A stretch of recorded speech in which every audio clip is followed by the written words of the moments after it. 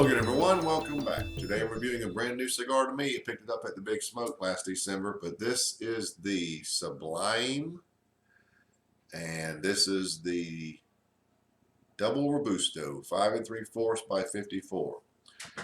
Now this is, let me tell you a little bit about the company, and then we'll get to the cigar. Very small boutique company, I would call, out of South Florida. And they started in 2004. Their cigars were initially rolled in Little Havana. It wasn't until 2011 that they decided to go national. Things moved along, and they moved their production to Esteli in August of 2013. Their cigars now made in A.J. Fernandez factory in Esteli. This is a Habano Rosado grown in Ecuador. The binder is Habano Corojo grown in Honduras, and the filler is Habano Criollo grown in Nicaragua. This is the Double Robusto, 5 3/4 by 54. And there is your density. Nice dense cigar. If you notice, it looks very dark. That dark Rosado wrapper is quite a contrast to the very white band. As a matter of fact, it's hard to make out the gold writing on the white band is quite a contrast to that dark cigar. It makes it look even darker. So let's get right to it. The Sublimes Double Robusto.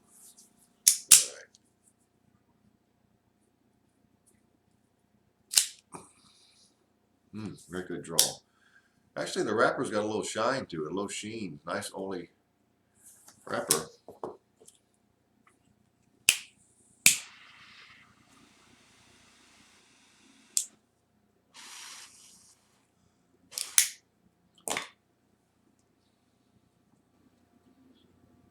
Sort of getting a sweet cedar, boysenberry, maybe a little heavier on the boysenberry than the cedar. Earthy mix. Black pepper at about an 8.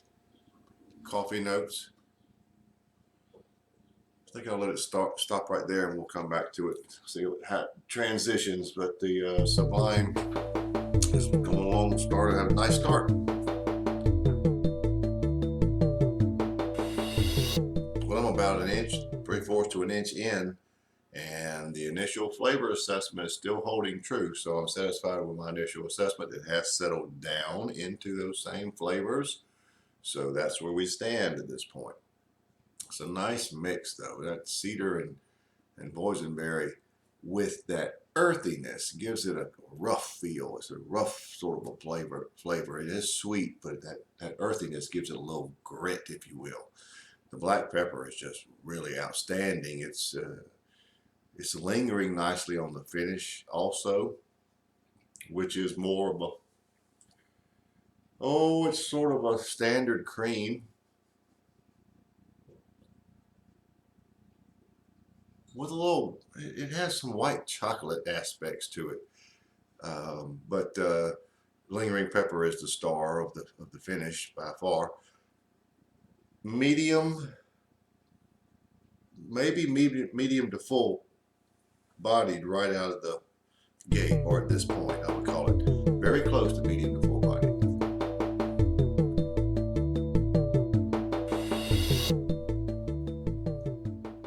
I'm about 2 inches in, and you still have your nice sweet cedar. The boysenberry notes are fading away, but in their place has been they have been replaced with cocoa and brown sugar. So now the very sweet cedar is mixing with cocoa and brown sugar. You still have that earthiness to give it what I call grittiness, not in texture, but just in oomph. And the black pepper is still staying the same. There is a touch of a minor amount of the cocoa filters over to the finish to go along with that cream. I know I initially said it could be white chocolate, but it's now back to more of a cream. So it's a creamy cocoa.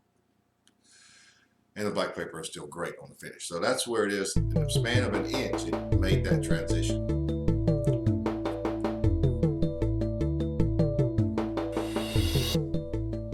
Well, I've got about 2 inches remaining, and the sweet cedar is almost overwhelmed by the earthiness, but you still have your cocoa notes. Now I'm getting dark chocolate going along with the other flavors.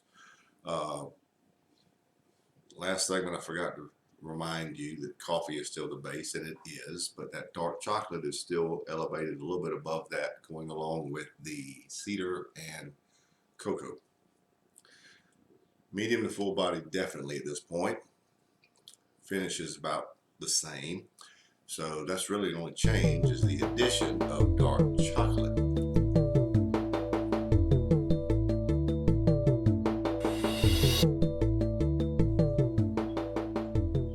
Well, I'm down to the end, so let's wrap it up. Okay, here at the end, you still have your cedar, and this came out a little more. It's a little sweeter. You have the earthiness, you have the dark chocolate. I've lost the cocoa notes.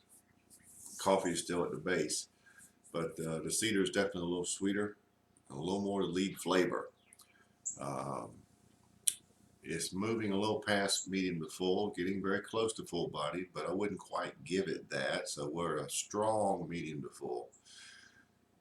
The pepper has been very good throughout. Finish is about the same right now. It's more of a, still has some of those aspects of cocoa or possibly that dark chocolate mixing in with that cream, and the lingering pepper is very good. Been a very interesting cigar. It's made several twists and turns, but by and large been a very good cigar. The Sublime is definitely a boutique cigar, and since they're nationwide, you may find them in shops, so look for them and give it a try. For me, all in all, I'm giving it an 89. Very good cigar. Missed the mark on a few things. It could have been a little sweeter, had no real richness to it, but by and large, a very good cigar, which I'm very pleased with. So glad I had a chance to try it, and got, like I said, got these at the Big Smoke in New York. So there you have it, the Sublime Double Robusto 89.